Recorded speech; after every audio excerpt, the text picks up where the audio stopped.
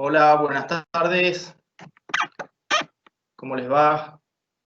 Soy Juan Cruz Muriel, gerente del servicio técnico de Biogénesis Vago para Argentina.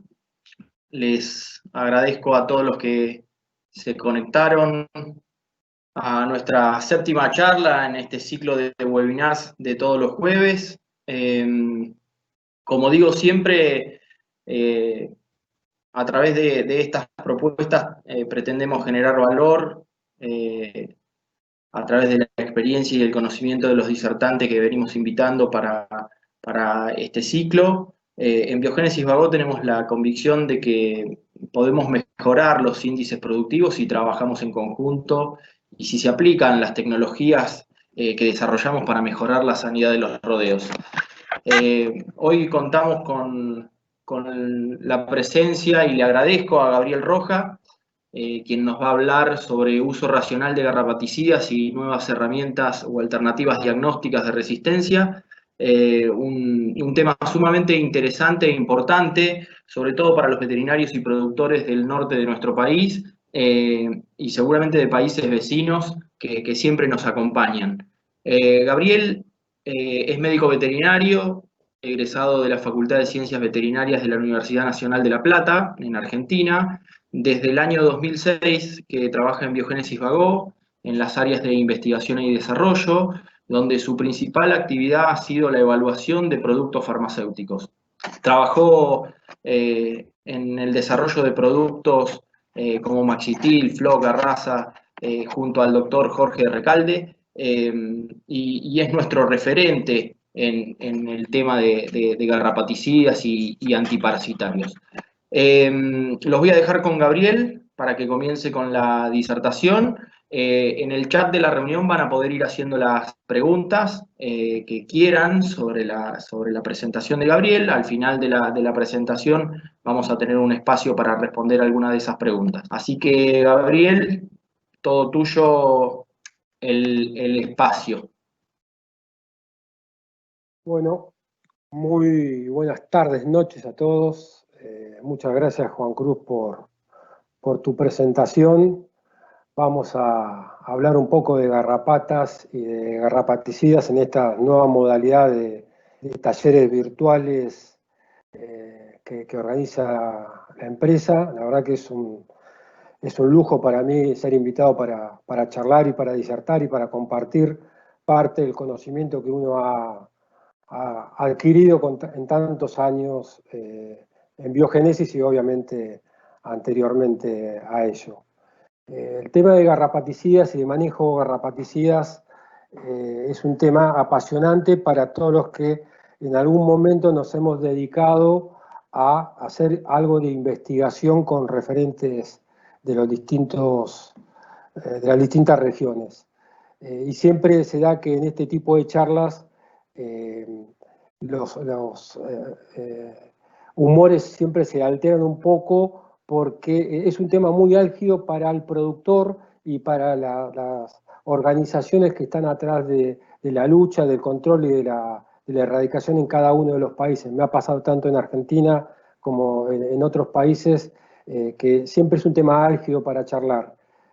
Vamos a tocar algunos temas puntualmente. Vamos a hablar primero de lo que es la garrapata y cuáles son las garrapatas que afectan al ganado bovino.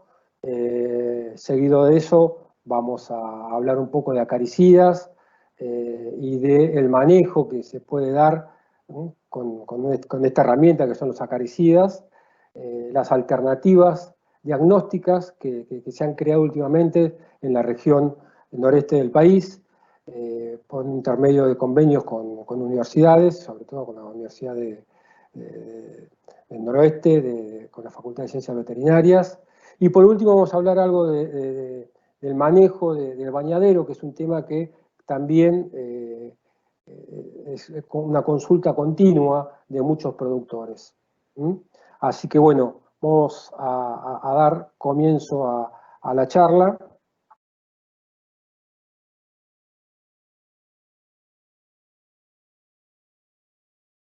Las garrapatas que actualmente se conocen en el ganado son son casi 900 tipos de garrapatas que están divididas en 3 familias principalmente. La familia Argacidae, que son las llamadas garrapatas blandas, que cuentan con unas 193 especies.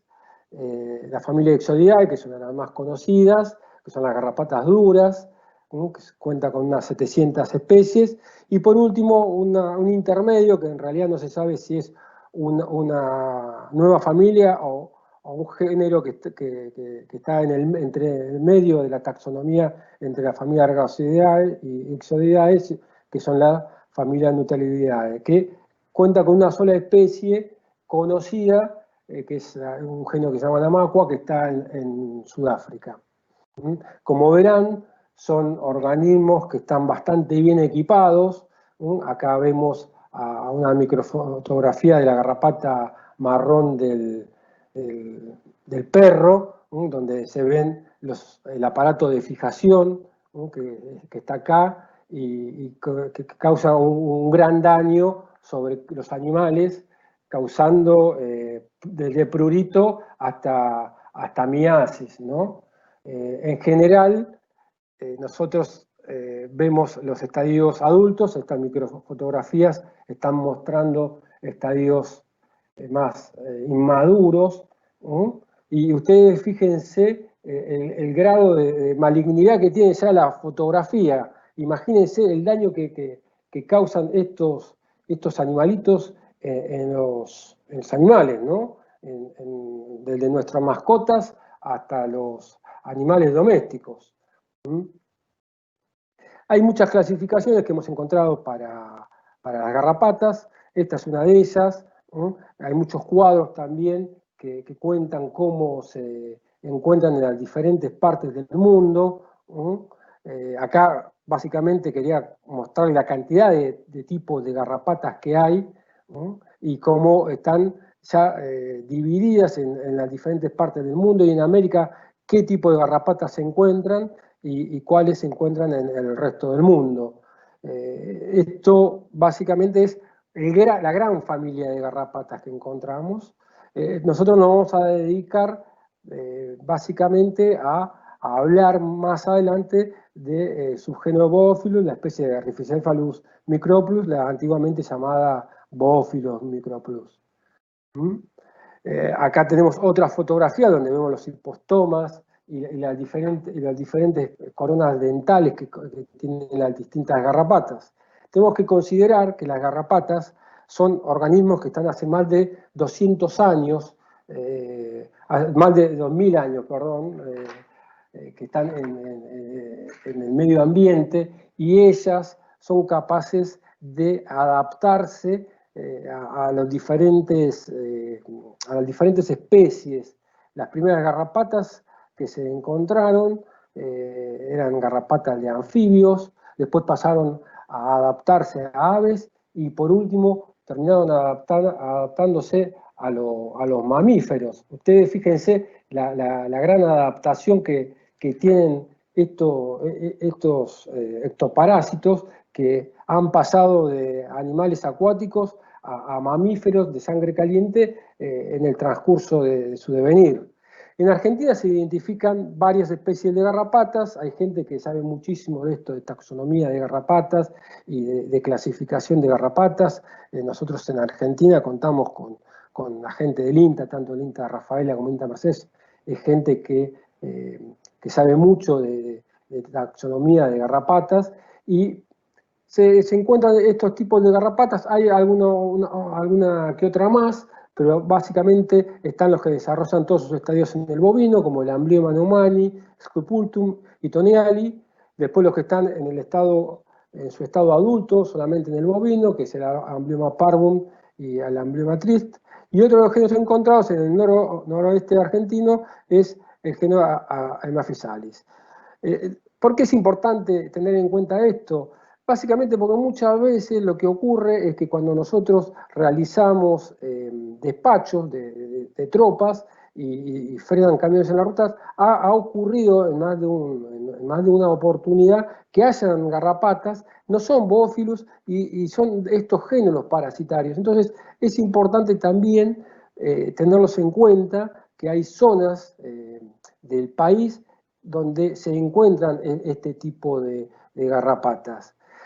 Muchas garrapatas son agentes causantes de enfermedades en el humano, no son estos géneros, pero hay que también tenerlo en cuenta, debido a que, como se sabe, las garrapatas son vectores de enfermedades que vamos a ver ahora más adelante, y después que en el caso de que nosotros encontremos este tipo de garrapatas, la adopción de medidas en el manejo, en la instauración de un tratamiento, es distinto, porque estas son garrapatas que no son de un solo hospedador, algunas son de 2 hospedadores o 3 hospedadores, y no todas responden a los acaricidas de la misma manera, ¿no?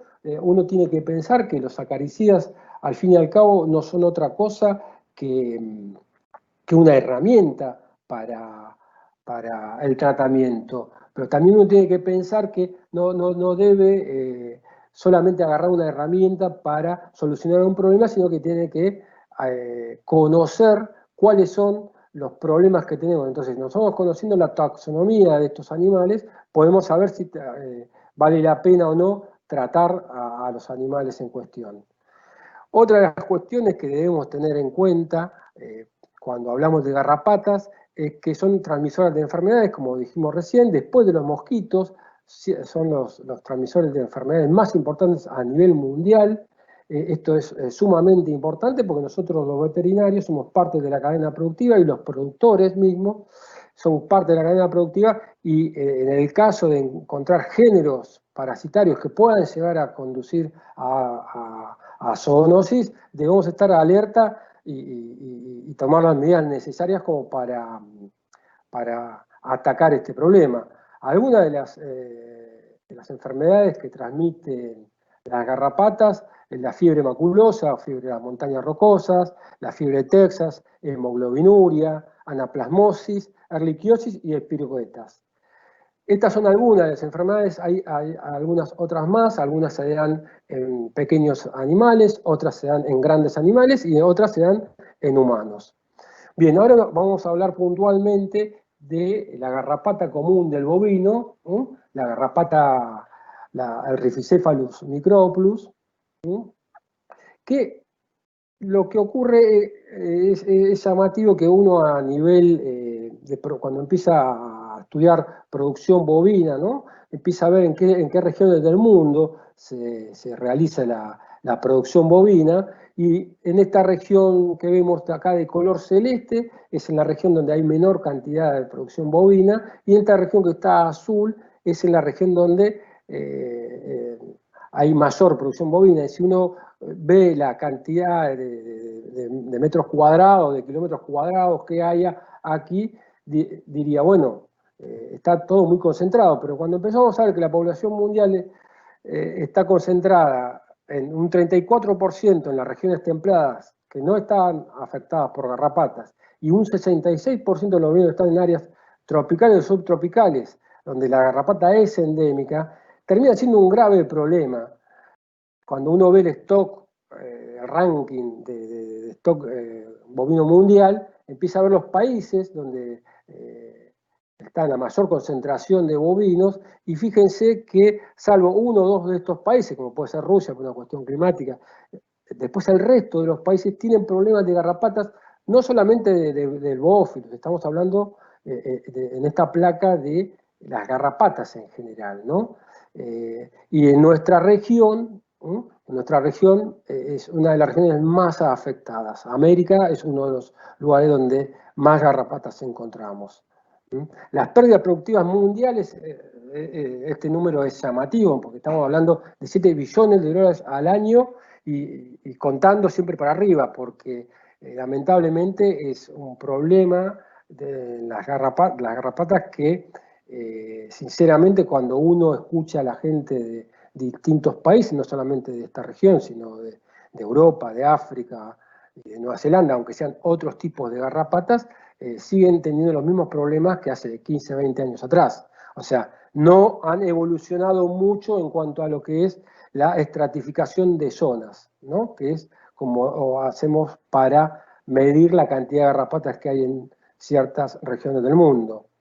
El contexto de infestación regional que nosotros vemos es en México medianamente con un stock animal de 16 millones y medio de animales. Tienen dividido el país como en Argentina, una zona libre, que es la zona que lindera a Estados Unidos, una zona de erradicación y una zona de control. En México está bastante bien estudiado el tema de las garrapatas, el tema de Uruguay, la mayoría de los departamentos, de los 19 departamentos que tiene Uruguay, entre 11 y 12 departamentos están afectados hace años con garrapatas, y es uno de los países donde se encuentra en resistencia multifactorial, o sea, la mayoría de los principios activos. Brasil, ni hablar, Brasil el único lugar donde no hay registrado grandes casos de garrapata es la parte de Amazonia, pero justamente no porque no haya, sino porque no están registrados. Esto mismo lo dicen los colegas como Andreotti de Brasil. Y en Argentina tenemos 11 provincias afectadas, alrededor de 14 millones de cabezas de ganado afectados, aproximadamente el 25% del stock ganadero está afectado con algún tipo de garrapata. Las pérdidas económicas en la región, en Brasil, como todos sabemos, Brasil es el más grande del mundo, bueno, tienen unas pérdidas anuales de 3,2 billones de dólares en la región. Es impresionante este número, tanto Andreotti como Keller cuando nos cuentan cómo se ha hecho el estudio de Oliveira hace aproximadamente 5 o 6 años atrás, o un poquito más. Es llamativo este número, están hablando de unas pérdidas por parásitos en total, en concepto de todos los parásitos, de 13 billones de dólares al año, de los cuales 3,2 billones son debidos a garrapatas.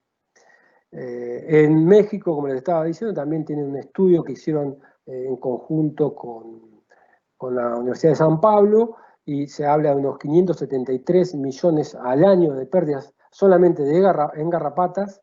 En Uruguay 32,4 millones, que es una suma importante.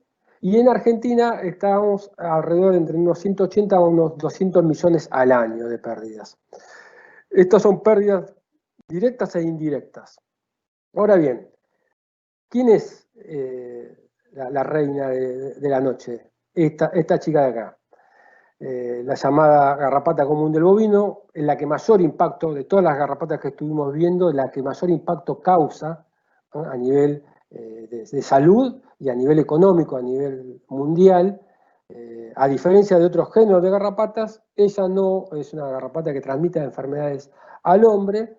Es una garrapata de un solo hospedador, como ustedes saben. El estado adulto, acá en Argentina se llama Teleogina, en parte de Sudamérica y de Centroamérica se llama borroto, mide entre 0,5 a 1,5 centímetros, es bien visible el estado adulto, y es llamativo la cantidad de sangre que puede ingerir un animal de este tamaño, ¿no? Porque que puede ingerir 3 mililitros de sangre un solo insecto es llamativo, ¿no? Cada hembra pone entre 3.000 a 5.000 huevos cada vez que desova en el medio ambiente. Ahora vamos a ver a recordar cómo era el ciclo de la garrapata. Tarda en eclosionar entre 2 y 20 semanas de acuerdo a condiciones climáticas. Esas condiciones climáticas no solamente son cuestiones de temperatura. La garrapata, cuando está cerca de los 15 grados centígrados, tiende a quedarse tranquila. La temperatura de AOVE para los huevos de la garrapata, es hasta 15 grados centígrados. Cuando baja esa temperatura, en general no ahova. Entonces, esa es la temperatura mínima, pero la temperatura de confort para ella y para las larvas es a partir de los 28 grados y unos 75-80 grados por ciento de humedad. Las larvas, una vez que nacen de los huevos, se desplazan del lugar donde nacieron, pero se desplazan muy poca distancia. Tienden a subir a los pastos o a las hierbas durante la mañana, para que cuando pasan los animales por ahí, la punta de la hierba toca el pliegue de unos animales y ahí se prenden al animal. Pero también hay que considerar que pueden ser transportadas por hospedadores alternativos o por inundaciones. En periodos secos o templados pueden sobrevivir hasta 4 meses. El estado larval es un estado fuerte, un estado resistente para el medio ambiente. Y una vez sobre el hospedador se fijan a él y comienzan a ingerir sangre inmediatamente para completar su ciclo en 22 días, dicen algunos autores, 24 días, dicen otros, 23 días, pongamos, así no nos peleamos con nadie. Infestaciones de entre 20 a 30 teleoginas son cargas parasitarias que empiezan a afectar la producción animal, y fíjense que los que andan por el campo en la zona de Corrientes, Formosa, saben que estas infestaciones son fáciles de encontrar. Ahora bien, ¿cuáles son las pérdidas puntuales que causan las garrapatas en los bovinos? ¿Qué daño le generan, ¿no?, a los bovinos? Básicamente, pérdida de sangre. Y las pérdidas de sangre se calculan que un bovino con infestaciones masivas de más de 50 teleoginas, que sabemos que eso es normal verlo en el campo, no hace falta ni bajarse del caballo para verlo, no hace falta ni voltear un animal, se ven 50 teleoginas contándolo. Acá tenemos una foto que un colega, Sebastián Crudeli, me pasó hace poco. Este animal, contándolo así a ojo de buen cubero, vemos que tiene arriba de 50 teleoginas, está perdiendo alrededor de 50 litros de sangre al año. Convengamos que si un bovino de 500 kilos tiene entre 30 y 40 litros de sangre, está teniendo una anemia crónica este animal, o sea, que está generando una pérdida en concepto de formación de sangre continuamente de este animal, en vez de utilizar esa energía para el crecimiento, o para la inmunidad, o para la reproducción. No, está gastando energía para producir sangre. Entonces, ese es un concepto que tenemos que tener, es un concepto muy básico, pero que muchas veces lo dejamos de lado, pensando que un animal de 500 kilos no se va a ver afectado por una carga, que están acostumbrados a tener una carga de garrapatas. Lo que nos va a ocurrir es que va a haber una pérdida de peso aproximadamente de 50 kilos al año, o sea, vamos a estar perdiendo 50 kilos al año por animal. Va a haber pérdidas en la producción de leche, se estima un 15%. Esa pérdida en la producción de leche nos va a llevar a que la persona que tiene un tambo va a perder un 15% de su producción, y la persona que tiene terneros va a perder mucho, porque esos terneros van a ser muchísimo más livianos, van a ser animales que van a ser muchísimo más livianos. Va a haber una disminución en los porcentajes de precios. Esto es llamativo, porque yo he visto, como ustedes lo han visto, que se gastan fortunas en comprar genética, en comprar paquetes reproductivos, y se utilizan en animales que están infestados en garrapatas. Nosotros podemos gastar la plata que querramos en el tipo de tecnología que queramos, pero tenemos que empezar por la base, que es mantener un animal sano. Y un animal sano es un animal principalmente libre de parásitos, ¿no?, dentro del estatus sanitario, y más sobre garrapatas que uno tiene la suerte de poder verlas, las garrapatas. Hay parasitosis que no se ven. Calculemos que si estamos perdiendo una disminución en el índice de perniel de un 15 a 20%, de 100 vacas, 20 no se van a preñar por un tema de garrapatas. Es algo para considerar. El deprecio del precio del cuero es llamativo, porque vale entre un 25 y un 30% menos el cuero picado, que hay veces que el cuero, cuando uno vende hacienda, da un valor agregado a la hacienda que uno vende, ¿no? Va a haber un aumento de miasis. Este aumento de miasis lo que va a llevar es no solamente a que va a haber una depreciación del cuero, sino que vamos a tener el personal abocado al tratamiento de miasis, con el gasto de medicamentos. Va a haber enfermedades asociadas a las miasis, como dermatitis asociadas, que causan estragos en animales que no son tratados, ¿no? Y otra de las cosas que uno tiene que pensar es que en muchos lugares lo que ocurre es que empiezan a aparecer casos de tristeza bovina, con la consecuente muerte, o sea, se pierde la estabilidad enzootica que uno puede llegar a tener en el rodeo, y una vez que se instala ese problema de estabilidad enzootica, bueno, es muy difícil de que año a año podamos llegar a solucionar este problema. Tenemos herramientas, por suerte, para solucionar o para paliar problemas de tristeza bovina, pero en general lo que se recomienda es no atacar a la tristeza bovina, sino atacar a la garrapata, que es uno de los vectores principales de la tristeza bovina. Hablando un poco del ciclo de vida sobre el animal, del ciclo de vida de la garrapata, sabemos que hay una parte biótica, que es la que está sobre el animal, y una parte que es abiótica, que es el ciclo de vida en el piso. Esta es lo que, como hablábamos hoy, es la parte variable de la enfermedad en cuanto a su tiempo, y tenemos que tener en cuenta que el 95% de las garrapatas se encuentran en el suelo y que el 5% van a estar en el animal. Estos 22, 24 días que van a estar acá sobre el animal, que nosotros generalmente empezamos a ver este estado, o podemos llegar a ver las metaninfas, en general nosotros vemos, pero estos primeros estados no los vemos, y esto es importante. El ciclo de vida, igual que las ondas de garrapatas, es importante tener en cuenta, saber cuánto dura, cuánto puede durar en el piso. ¿Por qué? Porque eso nos va a llevar a nosotros a saber cuándo debemos tratar, cómo debemos tratar, con qué productos debemos tratar. Imagínense tener este animal en producción, fíjense la cantidad de garrapatas que tiene adherido. Este animal productivamente seguramente nos va a llevar a tener grandes problemas. Volviendo al ciclo de vida, el conocimiento del ciclo de estos 24 días y de estos 4 meses que pueden llegar a quedar en el piso son importantes para la toma de decisiones, que la vamos a ver más adelante. Las ondas de garrapatas o ciclos anuales, las ondas de garrapatas o ciclos no es otra cosa que el ciclo parasitario y no parasitario. O sea, el que está sobre el animal, el que está debajo del animal, es lo que conforma una onda de garrapata.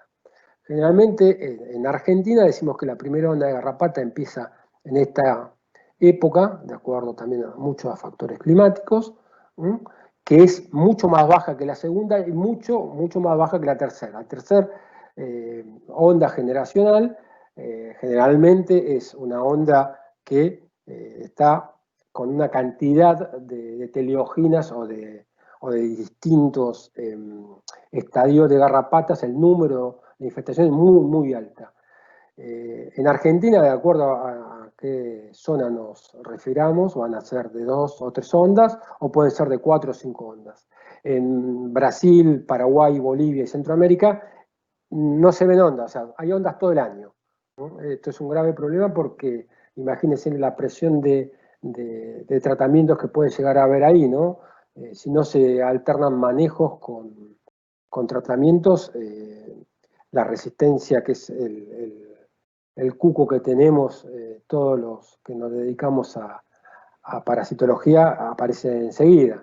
Entonces, conociendo esos dos primeros aspectos y algo importante, como es el uso racional de antiparasitarios, tenemos que conocer medianamente lo que ocurre dentro de un organismo cuando nosotros tratamos a los animales, qué ocurre con el producto, con un inyectable, un purón, un baño, qué ocurre cuando se absorbe cada producto. No estoy hablando de principio activo, estoy hablando de productos, son distintos.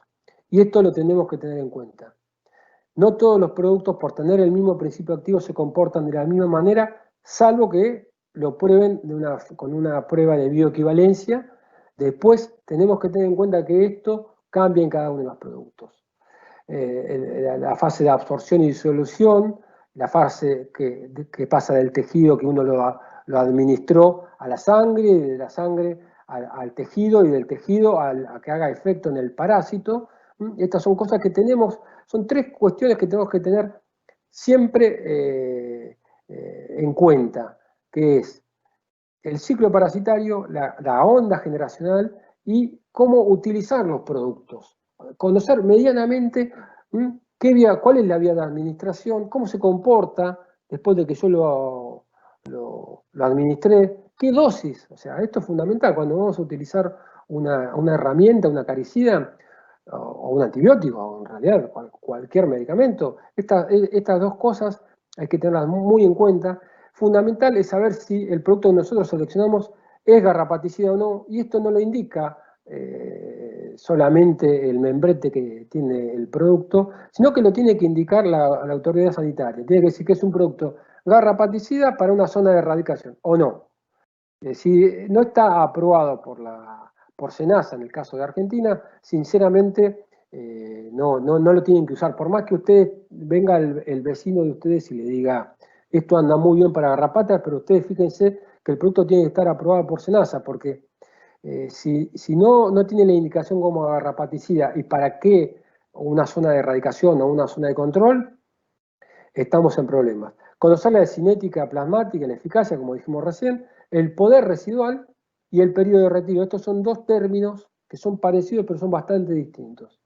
El poder residual y el periodo de retiro. El poder residual es una prueba que se hace para garrapatas, básicamente para parásitos gastrointestinales, se llama persistencia que tiene el producto, pero para garrapatas nosotros, para tener un poder residual de X día, hacemos pruebas para que la autoridad sanitaria, para que SENASA nos diga tiene tal o cual poder residual. Y es el periodo desde que fue inyectado hasta que deja de ser eficaz para lo que es la producción de huevos de una garrapata. Básicamente es alguno de los conceptos que hay que tener en cuenta. No solamente es si voltea o no voltea la garrapata, el poder residual, sino que es desde que yo inyecto el producto hasta que me es eficaz en todos los estadios de la garrapata. El periodo de retiro es desde que yo inyecto el producto hasta que los tejidos, los tejidos, la carne, el músculo, la grasa, los riñones, el hígado, pueden ser ingeridos. Todo el periodo de retiro, desde que yo inyecto hasta que puede ser consumido ese animal.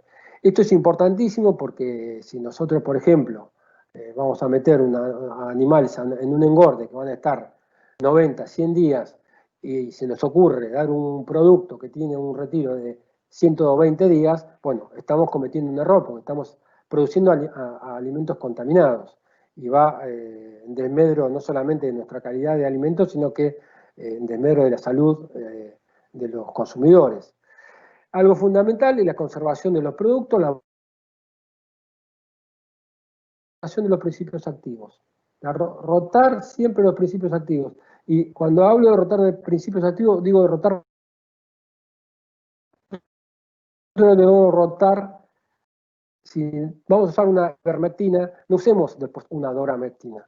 Tenemos que rotarla a los principios activos y los productos en general, porque si no, casos de resistencia inmediata. De cinética y de formulaciones, acá tenemos en el gráfico dos formulaciones de doramectinas, cómo se comportan en el plasma. Nosotros medianamente teniendo este conocimiento del comportamiento de una droga después de ser administrada en un animal, si sabemos cuál es el ciclo parasitario de ese parásito y si conocemos cómo se comporta en el tiempo, teniendo estos tres conocimientos es cuando podemos llegar a determinar qué tipo de tratamiento podemos instaurar en nuestro rodeo. ¿Cómo es que nosotros adquirimos este conocimiento? Básicamente porque hacemos pruebas de cinética, medimos la concentración de los principios activos en el plasma y en los tejidos.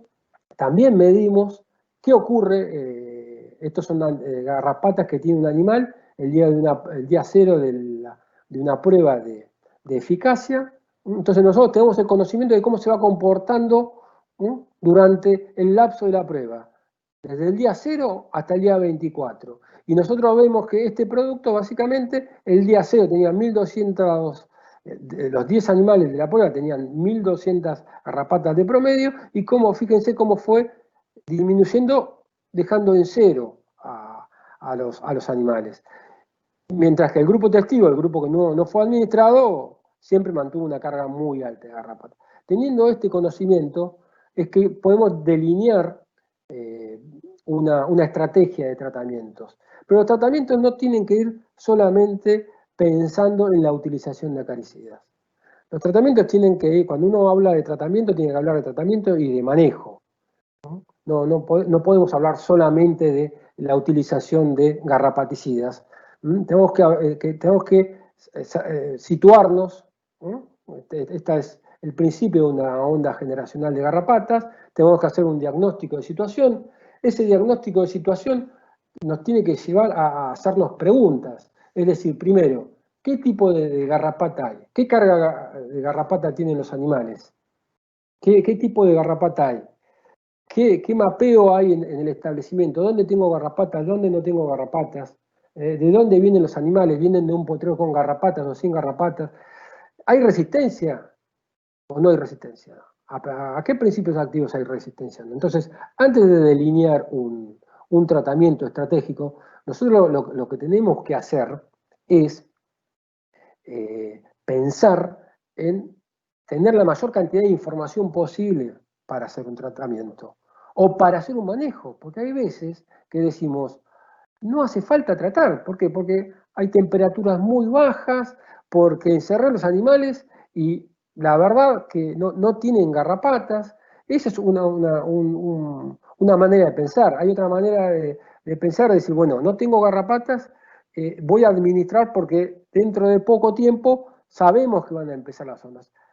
Son diferentes, no hay recetas únicas para esto. Esto es lo importante para que nos vaya bien en el transcurso del año, es delinear todas estas situaciones, anticiparnos haciendo un diagnóstico de situación. Hay que utilizar el diagnóstico para saber qué tenemos que utilizar. No podemos seguir utilizando, como hasta la fecha, la mayoría de los principios activos, porque va a ocurrir lo que está ocurriendo y lo que va a seguir ocurriendo es que cada vez tenemos mayor cantidad de resistencia a los principios activos y no se están generando, no se están inventando nuevos productos. Y va a llegar un momento donde vamos a quedar sin productos para tratar. Y ahí vamos a entrar en una grave crisis de tratamientos. Lo que uno puede delinear es de acuerdo al principio activo. Por ejemplo, acá tenemos un fluazurón y tenemos una abramectina de larga acción, decir, bueno, estos animales, ¿qué estadio tienen? Si pensamos que tienen estadios adultos y están muy infectados, capaz que no nos conviene utilizar ninguno de estos dos productos, sino utilizar el FLOC al 1%, que es una abramectina al 1%, que tiene un alto poder de volteo. Los animales cuando vienen no vienen con un tipo de estadio de garrapata, vienen con varios estadios, pero cuando vienen con estadios de garrapatas inmaduros, quizás nos conviene utilizar un fluazurón, porque sabemos que el fluazurón me va a actuar sobre la muda de esos estadios inmaduros. Todo esto no es una cuestión de recetas, esto lo tenemos que ir viendo nosotros el día que hacemos el diagnóstico de situación. Tenemos que tener en cuenta esto, cómo está nuestra hacienda, si está muy cargada, no está muy cargada. En la época de servicios vamos a encerrar, ¿qué nos conviene hacer de acuerdo a la época del año, el manejo que vamos a utilizar? Si están muy cargados, si están pocos cargados, podemos utilizar baños también, en el destete de los animales. Podemos utilizar un baño o podemos utilizar un fluazurón. Muchas veces el fluazurón se utiliza en esta época del año para llegar a que el clima termine de matar las pocas garrapatas que quedan. Otra de las estrategias que podemos utilizar es usar un fluazurón en esta época del año o utilizar una ivermectina de larga acción para el próximo encierre, que va a ser dentro de 3 meses.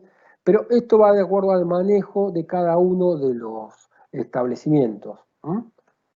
¿Está? El manejo parecido, lo que tenemos que hacer es razonar todas estas situaciones que estamos volcando acá y hacer un diagnóstico de situación, ver la carga parasitaria, el tipo de garrapata que hay, lo que hablamos al principio, y saber si hay resistencia o no. Hacer un mapeo del establecimiento, seleccionar razas o categorías que sepamos que son más resistentes a las garrapatas y que podamos llevar a potreros sucios, o hacer un pastoreo que nos elimine la mayor cantidad de garrapatas. Lo que hay que hacer es conocer el ciclo y las ondas parasitarias para tener alternativas terapéuticas.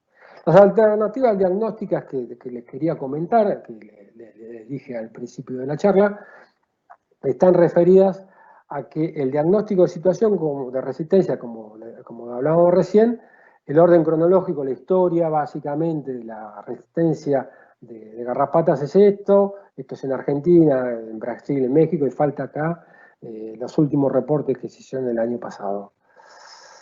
Esto son lo que ocurre a nivel mundial, y ustedes fíjense que nosotros estamos en este lugar donde se encuentran 4 clases de resistencias a organofosforados, a peretroides sintéticos, a amitraz, a lactonas y puede ser a fipronil. Brasil, bueno, Brasil tiene las 5 clases al igual que Uruguay, pero esto nos está llevando a decir, bueno, ¿por qué ocurrió esto? Por el mal manejo que hubo de garrapatas. Y lo que uno tiene que pensar es que tiene que hacer un diagnóstico de resistencia, junto a la Facultad de Ciencias Veterinarias de Corrientes. Biogénesis Bagó se unió para armar un centro de referencia regional donde se hace diagnóstico de la resistencia a garrapata común a la mayoría de los acaricidas que se utilizan. Esto es muy importante porque hasta la fecha no hay lugar donde se realice esto. Esta unión entre biogénesis y la facultad está también bancada de alguna manera por asesores externos. Por ejemplo, el doctor Daniel Citroni del Centro Experimental Camba Punta es uno de los asesores de este lugar para implementar nuevas técnicas. La doctora que está en este momento a cargo, esto fue toda una idea de Biogénesis Bagó, junto con el ex decano de la Facultad Elvio Ríos, y empezamos a delinear distintas ideas de tener un centro de referencia regional, o sea, en el lugar donde realmente hay un problema grave, que es en la zona de Corrientes, Chaco, Formosa. Entonces, teniendo los otros centros de referencia que existen, como son los INTAs, necesitamos también un nuevo lugar. También se hacen dosajes de inmersión, se hacen evaluaciones en vivo sobre animales, porque existen jaulas para hacer pruebas en el mismo lugar, y se hace algo fundamental para una universidad, para una facultad, que es la transferencia de conocimientos. Lo que es interesante, que tanto para los veterinarios como para los productores, que se puede utilizar este centro de referencia, es enviar teleoginas. Se envían 100 teleoginas de un mismo lote de animales, lo envían a la facultad, ahí les hacen las pruebas de resistencia a los distintos principios activos para baños de inmersión. En este momento se está haciendo para amitraz, hipermetrinas, clorpirifos y etión. Insectables se está haciendo ivermectina. Y para purones, fluazurón, fipronil y, bueno, obviamente hipermetrina y fosforados. Acá tenemos algunas placas de algunos ensayos que están haciendo en este momento. Estos son algunos de los porcentajes de control que se hacen sobre los diferentes baños, la evaluación sobre los baños de inmersión, cuál es el porcentaje de control que tiene en cada uno de estos lugares. Esto es una información fundamental para los productores de cada uno de estos establecimientos, saber qué droga pueden utilizar o no. Y como dije anteriormente, hacer la transferencia, las publicaciones concernientes a esto, sea cuestión de que la gente pueda llegar a saber lo que está ocurriendo y lo que se está haciendo en los distintos lugares. Esto es parte del equipamiento de última generación, HPLCs, que se utilizan para hacer dosajes y ensayos experimentales. Y estas son las jaulas y el galpón que hicimos para tener estas jaulas adentro y hacer las pruebas in vivo en los animales. Hay un área de incubación donde se mantiene la cepa de garrapata común del bovino, se da un soporte al mantenimiento de cepa. ¿Está? Ahora bien, la segunda parte que quería hablar de que tenemos, Biogénesis Vago cuenta con una de las líneas más completas en el mundo, y quería mencionar brevemente y qué utilización le podemos dar. Tenemos el Forbox, del que hablamos recién, el Flasurón, que es un flasurón al 2,5% con una matriz que es impecable para lo que es la absorción del flasurón y la distribución fuera del animal. El mecanismo de acción es la inhibición de la síntesis de la creatina y de la oviposición. El poder residual de este producto es de 18 días, el periodo de retiro es de 42 días, y sabemos que el flasurón es un inhibidor del desarrollo y no es un biocidador. O sea, nosotros cuando utilicemos flasurón no pensemos que al otro día vamos a tener los animales limpios. No van a estar los animales limpios, no se le van a caer las teleoginas. No, el flasurón lo que hace es inhibir la quitina y lo que hace es trabajar sobre estas partes del ciclo que vimos anteriormente, sobre la muda, cuando pasa de larva a ninfa, cuando pasa de ninfa a teleogina, y cuando esa teleogina va a oviponer, va a poner esos huevos para que no ocurra esto, que haya larvas, el flasurón inhibe la oviposición. La otra línea que tenemos dentro de Biogénesis Vago es una línea de inyectables, de endoctocidas, la vagomectina, que es una ivermectina al 1%, la vagomectina STAR, que es al 3,15%, el FLOC, que es una ivermectina al 1,1%, y el FLOC3, que es una ivermectina al 3,15%. Todos ellos son inyectables de forma subcutánea. Las características que deben tener, las cualidades que debe tener un inyectable son fácil gerenciabilidad, estabilidad del producto. El producto tiene que ser estable, tiene que tener una buena indicación de la dosis, la vía de administración, tiene que ser inocuo a la dosis indicada en la especie target, tiene que tener un periodo de retiro conocido, o sea, que ustedes tienen que saber cuándo pueden mandar a faenar esa hacienda, tiene que tener la prueba de eficacia, como dijimos anteriormente, tiene que tener el aval de SENASA para ser indicado como garrapaticida, tiene que tener una prueba de poder residual, así ustedes saben cuándo teóricamente deberían retratar con alguna otra medicación, o algún otro endectocida, o algún otro baño, o algún purón, y tiene que tener respaldo. Biogénesis, por suerte, tiene un gran respaldo en la zona de garrapatas en Argentina y en el resto de las filiales. Es un laboratorio que respalda sus productos porque tenemos las pruebas de todo esto. Nosotros, para elaborar este producto o cualquiera de ellos, hacemos cada una de estas pruebas con las diferentes entidades. Tenemos mucho conocimiento de nuestros productos y comparamos nuestros productos y sabemos el respaldo que le tenemos que dar a nuestros productos. Después tenemos la línea de baños de inmersión, el Aspersin y el Cipersin. El Aspersin, bueno, ustedes ya lo conocen, es un baño a base de cipermetrina al 20% y clorpirifos al 50%. El mecanismo de acción es un neurotóxico, que causa una excitación y convulsión y parálisis del animal. El poder residual es de 10 días y el periodo de retiro es de 21 días en carne y 48 horas en leche. Y la dosificación del pie de baño es 1 cada 1200, 1 litro cada 1200, y después tenemos la reposición y la reposición en seco.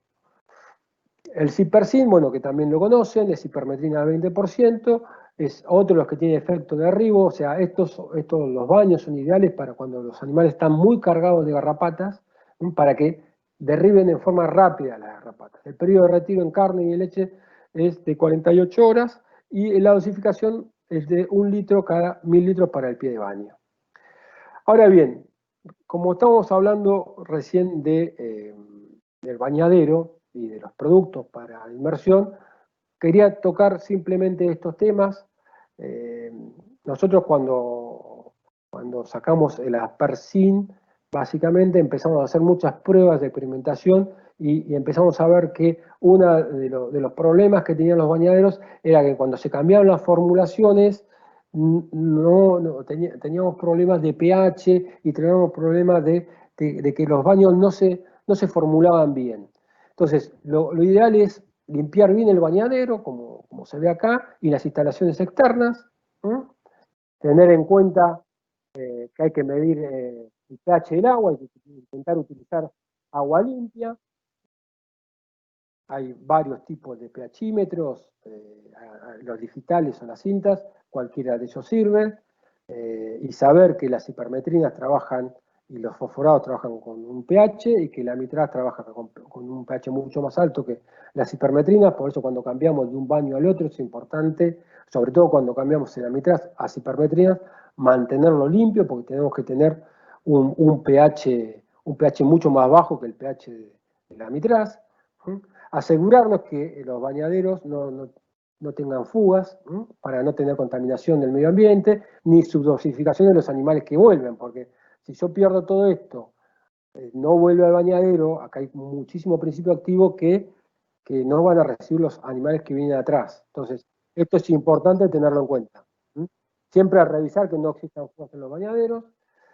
Una vez lleno con agua, medido el pH, cubicado, hay que realizar la tarea de formulación del baño. Lo ideal es hacer una dilución en un tacho, una preemulsión, la mayoría de ellos son emulsiones, y tirarlo a lo largo del bañadero, como se ve acá. Una vez que uno termina de formularlo y largarlo al bañadero, tiene que agitar y emulsionar bien con los agitadores manuales, y con el paso también se recomienda pasar un número de 15 y 30 animales. Estos animales después tienen que volver para revolver el bañadero. Los animales no tienen que tener sed, tienen que estar separados por las categorías. Lo ideal es no dar categorías al momento de usar el bañadero, porque sufren aplastamientos y se lastiman de más. Luego, una vez que ya empezamos a bañar, que ya tenemos bien formulado el bañadero, separadas las categorías, tenemos que tener en cuenta que a lo largo del bañadero el animal debe transcurrir, debe ser pillado por lo menos 3 veces para que el producto también ingrese en lugares como las orejas, que son lugares donde se encuentran muchas garrapatas. Tener los animales en el escurridero, por lo menos el último animal que se bañó, por lo menos entre 10 y 15 minutos. Tenerlos ahí que escurran bien, que larguen todo el producto. Un animal de este quilaje se está llevando 1,5 litros, 2 litros de producto. La devolución al bañadero va a ser grande. Y asegurarnos que todas las recuperaciones del bañadero funcionen. Esto es fundamental. Si estamos usando el bañadero, tenemos que estar chequeando que todas las recuperaciones del bañadero se encuentren óptimas. Y obviamente verificar siempre que hacemos algún tratamiento de garrapaticida o parasiticida, verificar que lo que hicimos es correcto. Yo lo que suelo aconsejar es que estos animales, un grupo de animales, se queden en un piquete cercano para ser revisados post tratamiento durante 10 o 15 días, durante 2 o 3 días, como para agarrar y estar seguro de que el tratamiento que instauré es el correcto. Así nos aseguramos de que lo que hicimos está bien. Y hay algo fundamental, que para llegar a algún lado hay varios caminos que podemos tomar, ¿no? Hay gente que, por ejemplo, utiliza una hidrolavadora, como este muchacho, para tratar mal. Hay otra gente que está acá, está utilizando. Y hay otra gente que empieza a hacer las cosas mejor, como este hombre que armó una manga aspersora. Todavía no es tan aprobada, pero es un método que se utiliza en muchas partes del mundo, la aspersión, y es algo que tendríamos que considerar tener en cuenta para el tratamiento de garrapatas. Siendo de la charla, ¿por qué tengo que usar un sistema de control de garrapatas? Porque nos va a permitir usar racionalmente los principios activos que tenemos hoy en día, considerando que todos los parásitos tratados tienen la habilidad de hacerse resistentes. Esto es fundamental. Mantener un bajo nivel de carga de garrapatas sobre el animal y en el campo, durante el mayor lapso de tiempo con el menor tratamiento posible de acaricidas sobre los animales. Porque vamos a evitar los residuos en los alimentos y vamos a evitar la aparición de resistencia.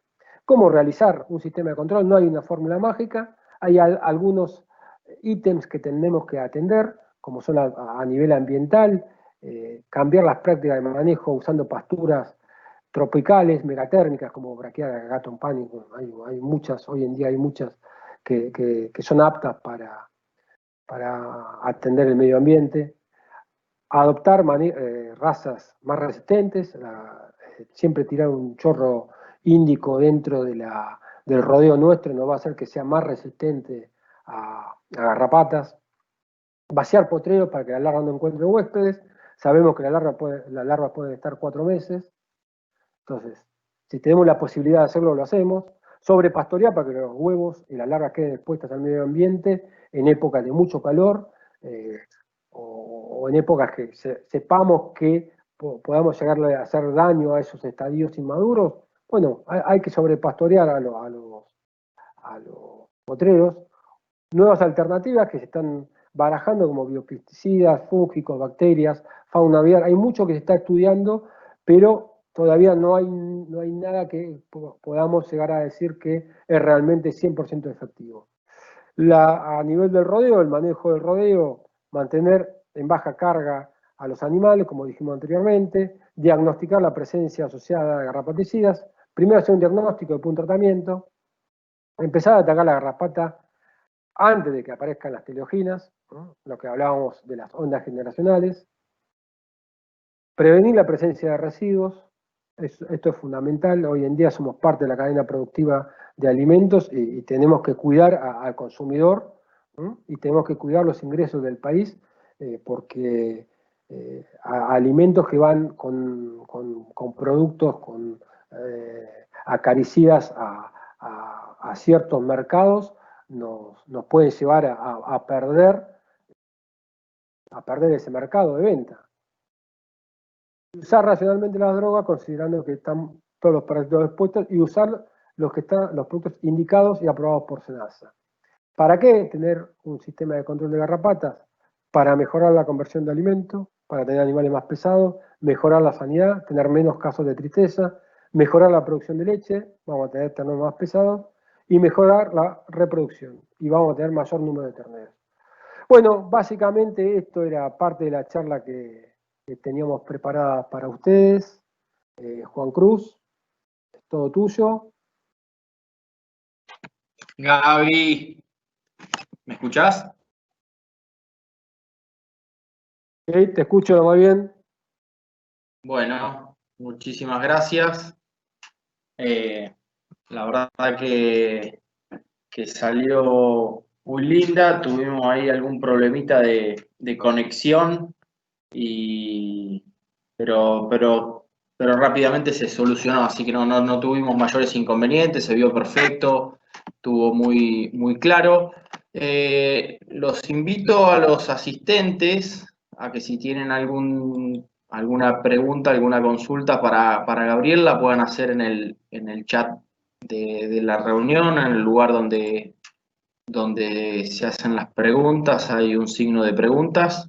Por ahora, Gaby, no tengo nada escrito.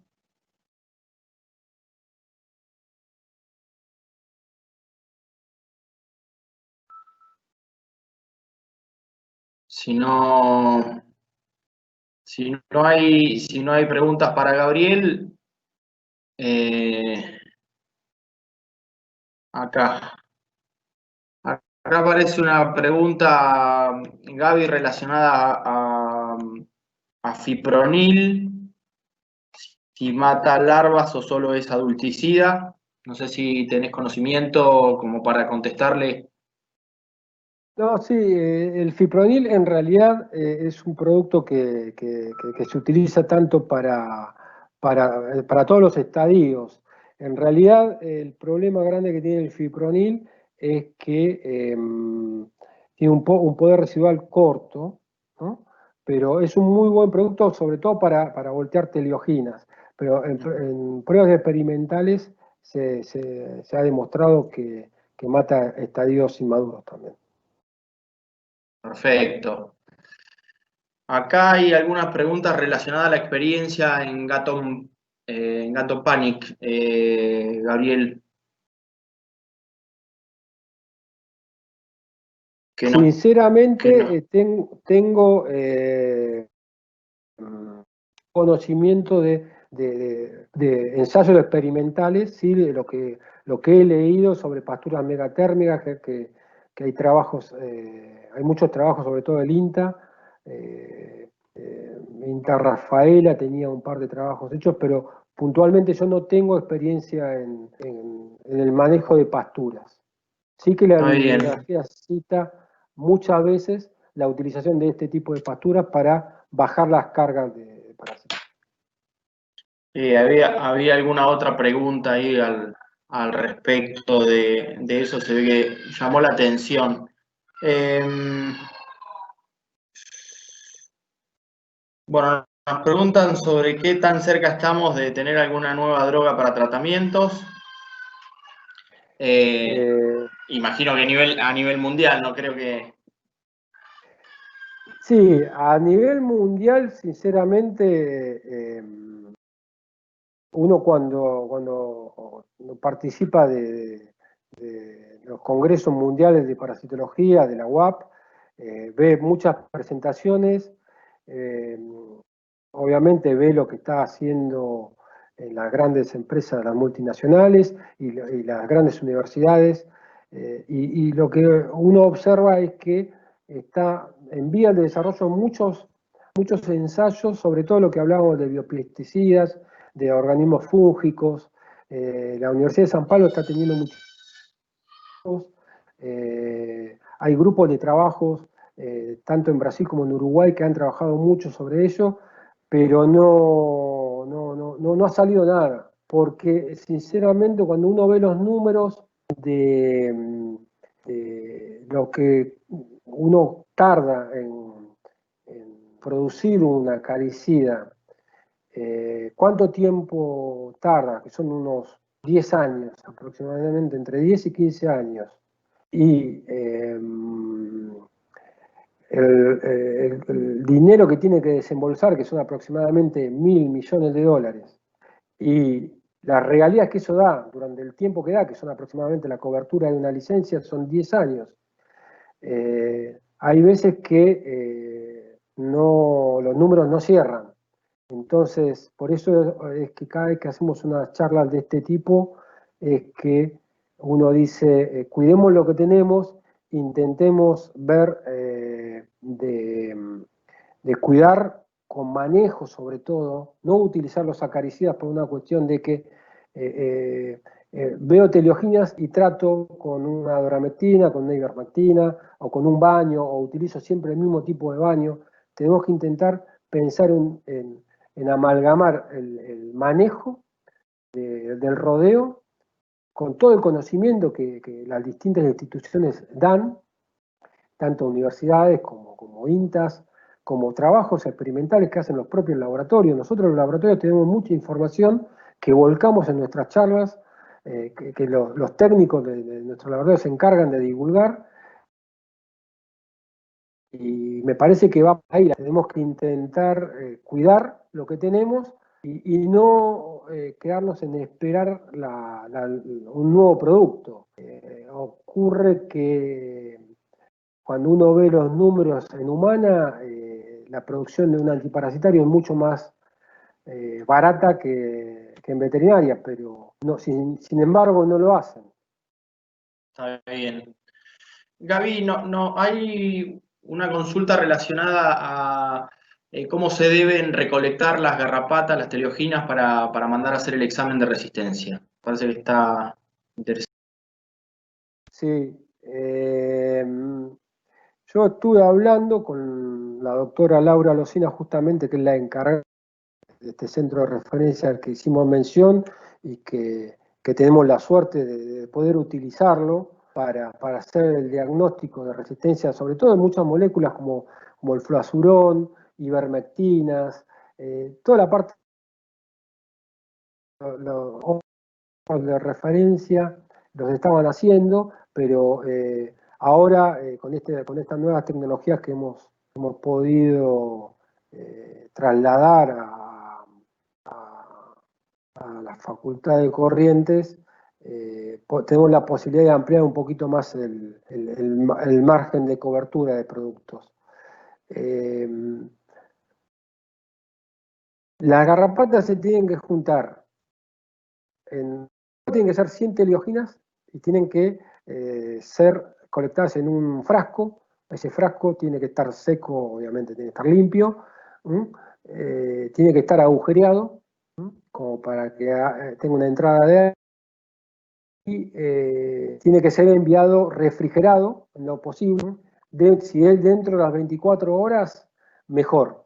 Así las garrapatas están viables para hacer los distintos tipos de pruebas que se hacen. Y tienen que ser, en general, los estadios adultos, ¿no? Las garrapatas grandes, para que... Está bien. Está bien. Gaby, nos preguntan qué tratamiento utilizarías dependiendo de las ondas generacionales. Si tengo, en realidad, el tratamiento no solamente va por la onda generacional, sino por el ciclo de vida, como hablamos anteriormente. Si estoy empezando la onda generacional y encierro los animales y veo que tienen muchas teleoginas, ¿no? Tienen muchas teleoginas, muchos estadios adultos, las distintas categorías de animales. Y esos animales van a ir a un potrero sucio. Bueno, ahí yo lo que haría sería voltear rápidamente las garrapatas con un floc, ¿no? Con una doramectina. La doramectina, la cinética y el comportamiento de estos productos en los animales es que cuanto menor es la concentración del principio activo, más rápido va a voltear las garrapatas. Esto, doramectina al 1,1% de biogénesis vago. Estas pruebas nosotros las hicimos con Senasa en Cambapunta, con el doctor Citroni, y vimos cómo la doramectina al 1% volteaba rápidamente a las garrapatas, cosa que la 315 tardaba bastante más. Lo que pasa que la realidad es que la 315 lo que hace es tener un poder residual mayor, va a tener mayor cobertura. Entonces, si yo me empieza la onda generacional en el mes de agosto, septiembre, tengo estadios adultos, tengo la mayoría de los animales con estadios adultos, bueno, yo utilizaría algo que me voltee rápido. Ahora bien, también tengo que pensar dónde van a ir esos animales. Tengo que pensar todo, no solamente lo que veo, la foto que estoy viendo en este momento en la manga, sino tengo que ver de dónde vienen y a dónde van esos animales. Esto es lo que yo hablaba recién en la charla. Tenemos que hacer un manejo integrado. Y el manejo integrado no solamente es ver la foto arriba del animal, sino que tenemos que ver al animal hacia dónde va. Entonces, si nosotros sabemos que va a ir a un potrero sucio, o no sabemos en realidad si está sucio o no, lo que tenemos que pensar es decir, bueno, le doy un producto con un poder residual largo porque va a ir a un lugar, a un potrero sucio. Pero si sé que va a ir a un potrero limpio, quizás lo que me convenga hacer es utilizar un producto que me voltea la garrapata y tenga un poder residual medio, donde sepa que capaz que yo en un mes y medio tengo que volver a encerrar por X cuestión, por manejos propios del campo, y bueno, ¿para qué voy a andar utilizando algo que me da un poder residual largo? Aparte, algo que tengo que tener en cuenta con la residualidad de los productos, no solamente tenemos que medir las ondas generacionales, sino que tenemos que pensar que los poderes residuales cuando son muy altos significan que el comportamiento de las drogas, cuando veíamos la curva cinética, cuando vemos la cola de la cinética plasmática, esa cola es una de las cuestiones que causan mayor problemas de resistencia. ¿Por qué? Porque vamos a tener microdosis de producto durante un montón de tiempo. Las garrapatas van a tomar esas pequeñas dosis que van a ser inocuas para su organismo y van a terminar causando esa generación de garrapatas, va a tener la posibilidad de ser un individuo que genere resistencia. Entonces, cuando uno habla de poderes residuales y del concepto de cinética plasmática, tenemos que tener en cuenta eso. Ahora bien, como la pregunta que vos me hacías recién, Si yo tengo animales que vienen del campo, los encerré, tienen estadios larvales, la onda generacional recién está empezando, esos animales van a ir a un potrero, supongamos que va a ir a un potrero limpio. Tengo que pensar en mantener ese potrero limpio. Entonces yo a ese animal le daría un fluazurón, le daría un Forbox. ¿Por qué? Porque estoy pensando en limpiar el potrero también. Y yo sé que, supongamos, la mayoría de los flazurones, nosotros tenemos 18 días de poder residual. Si yo sé que en 30 días los voy a volver a encerrar, si yo sumo los 18 días más la mitad del ciclo biológico, son 30 días. Entonces, cuando los vuelvo a encerrar, seguramente los animales van a estar o limpios o van a tener muy poca carga parasitaria. Está bien, Gabriel, gracias. Había algunas preguntas relacionadas a los baños. ¿Con qué recomendarías iniciar un baño? ¿Con qué droga? Tratando de no malgastar, ¿no?, el uso de las drogas que están disponibles.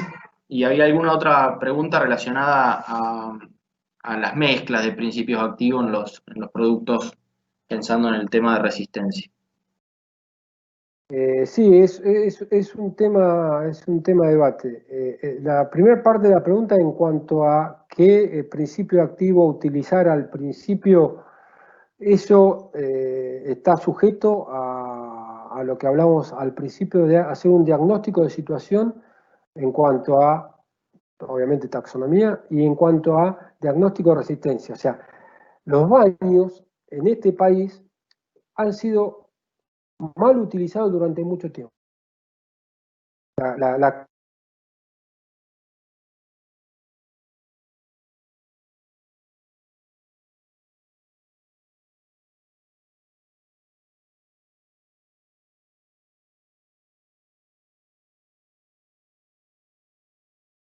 Jackie, me parece que lo perdimos a Gabriel.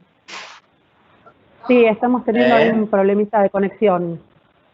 Bueno, vemos si lo podemos recuperar a Gabriel. Jackie, si estoy yo en imagen. Bueno, Alfredo, ahí recuperamos. ¿Ahí recuperaste, Gaby? Sí, quedé congelado. Bueno, en Bueno. cuanto a lo que de los baños, es primero hacer un diagnóstico del grado de resistencia. Si yo no tengo resistencia a ninguno de los principios activos, ni a mitraz, ni cipermetrina, ni órganos fosforados, a mi criterio, que puede ser discutible o no, la cipermetrina, solamente la cipermetrina, el cipercina al 20%, es una buena primera herramienta para tratar.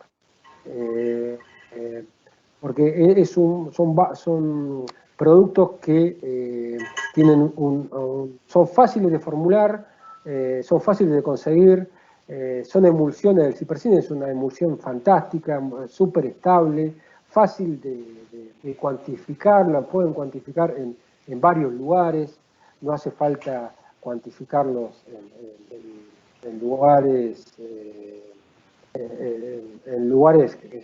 muy específicos. A mí la mitraz es un principio activo que durante mucho tiempo me gustó, pero es engorroso el tema de la cal, el tema de tener que andar agitando demasiado el baño, causa mucha somnolencia en algunas categorías. Yo la mitraz lo dejaría como última opción. En cuanto a las combinaciones, hay muchos detractores de las combinaciones.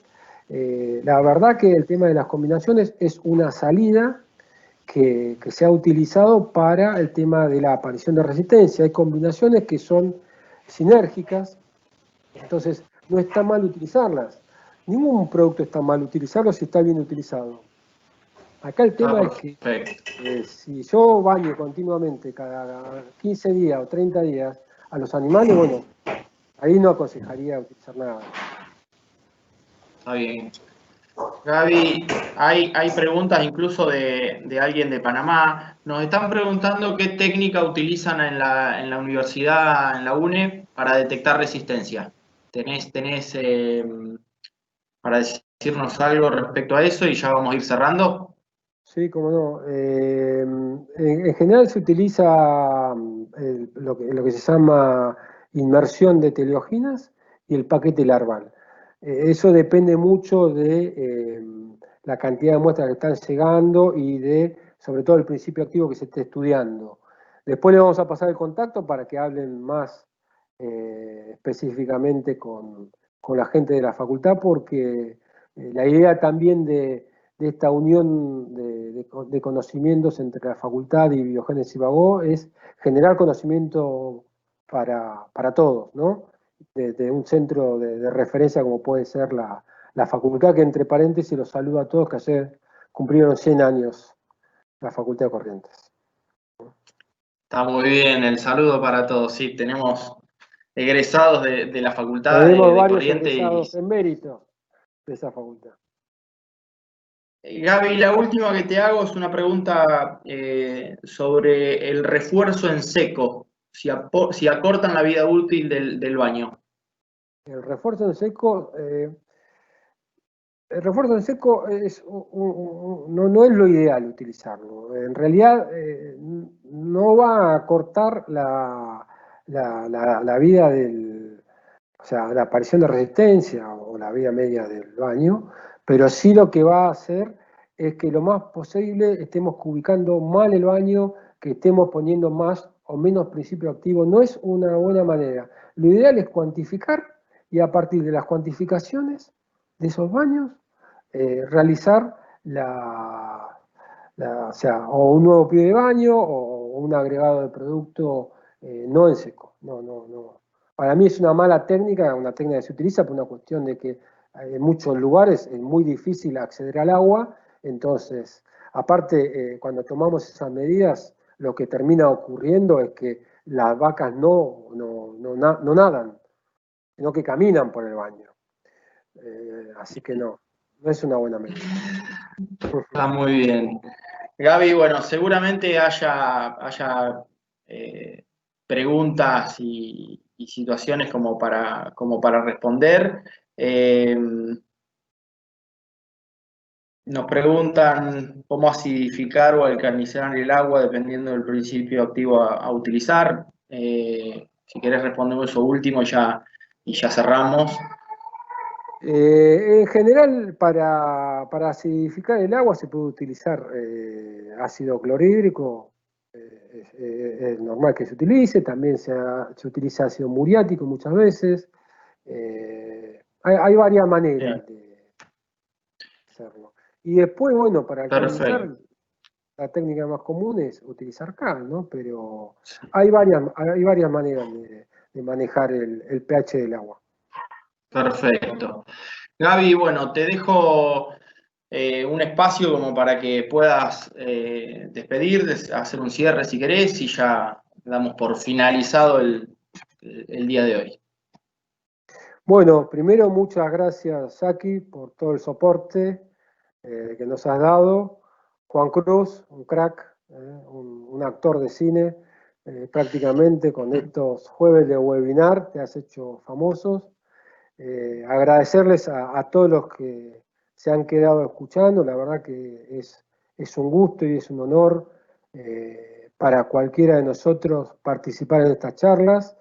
Espero haber sido lo más didáctico posible. Es muy difícil hablarle a la cámara, hablarle a la computadora sin tenerlos enfrente, pero bueno, calculo que a corto plazo toda esta locura va a cambiar y vamos a juntarnos para hacer las charlas como las hacíamos anteriormente.